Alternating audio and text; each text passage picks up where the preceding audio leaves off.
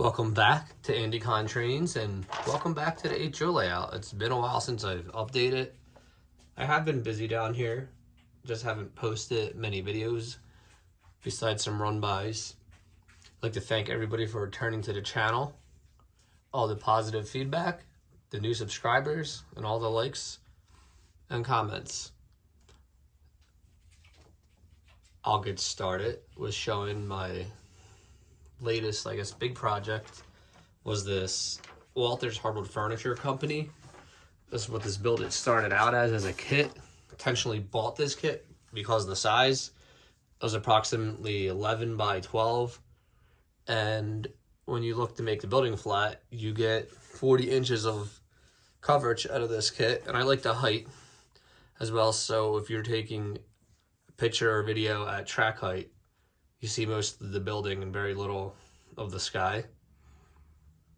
I tried Mission Model Works paint on this kit. Really nice stuff. Here's a closer view of the dock I made for it. Just threw some material together, used some joint compound, get a nice concrete look on the finish. The doors are styrene I had sitting around. I'm going to add a pillar on this door. I'm going to order some parts from Walters. So this one is the flour mill background building. It's a pair of them. Still some work left on these. This one I bought finished from a friend who had a large buyout. Took it apart and redid some of the sections.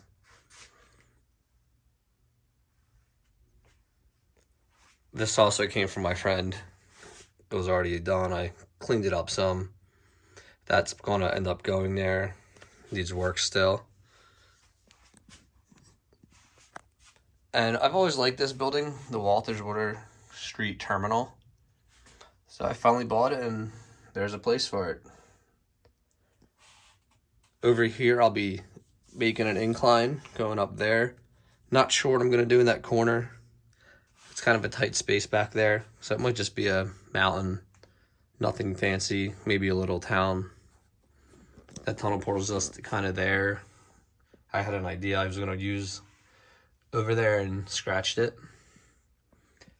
Recently got this real nice Walters mainline switcher. You can't beat the mainline stuff. They're around $170 or so.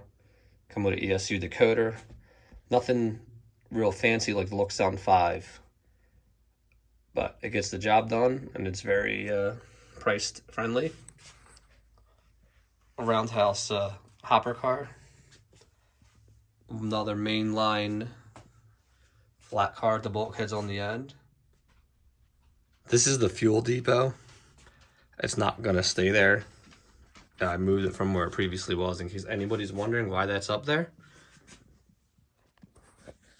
Here's a Penn Central SD35 with a patch on it. I've had this for quite a while now. Don't know if I showed this one before. Bought this Proto 2000 dummy for $15 at a show. It was Union Pacific. So I made my own Conrail fictional Alco dummy. I highly doubt any Alco PA units or PB units made it into the Conrail era. But for 15 bucks, I figured why not have a fun dummy. Next item I really like, the Walters mainline auto racks. Very nice cars for $33, I believe they are, a Yankee Dabbler. Got a few of these.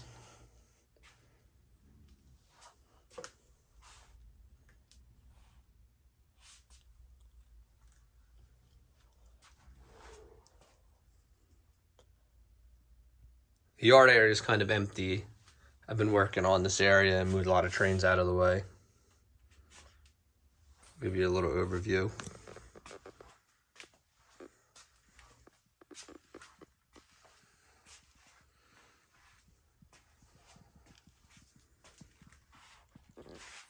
So some of you might have noticed this area changed a little.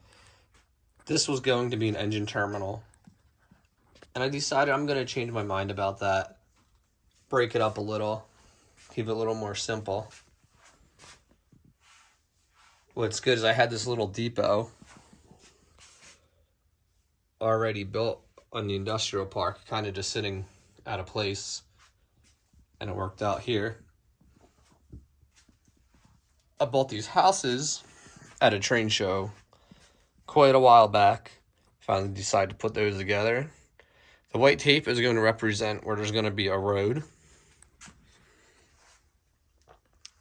Probably going to put some more houses back here, maybe some around that bend.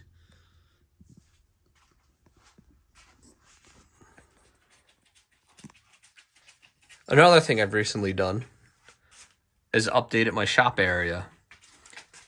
The stable used to stick way out, and there used to be a shelf back there.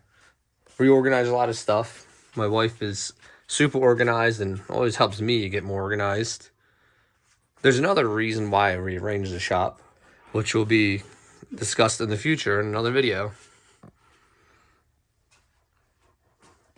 This is an old piece of bedroom furniture. I cut the doors down and made them work out as a shelf. Keep a lot of stuff on there, as you can see. So here's an idea I just randomly thought about recently. What you do with all your Walthers boxes from all your kits, I figure make this storage shelf for rolling stock that doesn't necessarily need to be on the layout. And all I did was reinforce the bottom with some cardboard. Here's my old Amtrak train, which I don't run frequently, but for now this will be a storage spot until I build shelves. Today I had the idea to finish my floor with my cheap Harbor Freight anti-fatigue matting. It's $9.99 for 4 pieces. It's a cheap alternative to a basement used just for trains, pretty much. This floor is not sealed, so it gets pretty dusty down here. And I figured this is a real easy way to have a half-decent floor. Keep the dust down. And it doesn't track dust upstairs either as well. Here's a neat item. My friend sent me a screenshot from a Facebook group, so don't give me any credit for this idea. I took it from somebody else.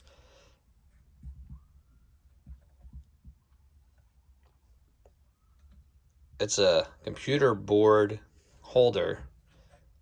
It's adjustable, but could be used for working on cars, such as weathering, painting, that kind of stuff. It's like $15 worth a shot. You do have to be real careful with cars with details on the end, with ladders and stuff. But if you're doing simple cars, you don't have to touch the car when you're working on the main sides. It was worth a $15 try.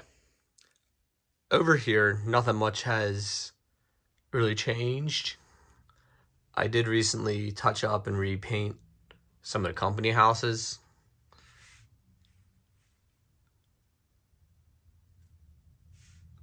The industrial park still needs some more road work, some more driveways. There's the airplane diner. Still needs a set of steps. Them wires are a programming track.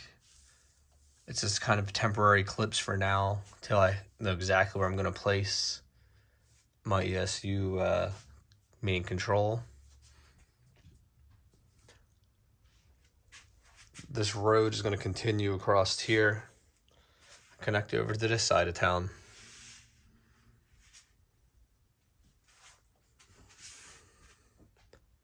Once again, I'd like to thank everybody for watching, subscribing, and commenting on the videos. Thank you all, and have a good night, and stay tuned for more updates.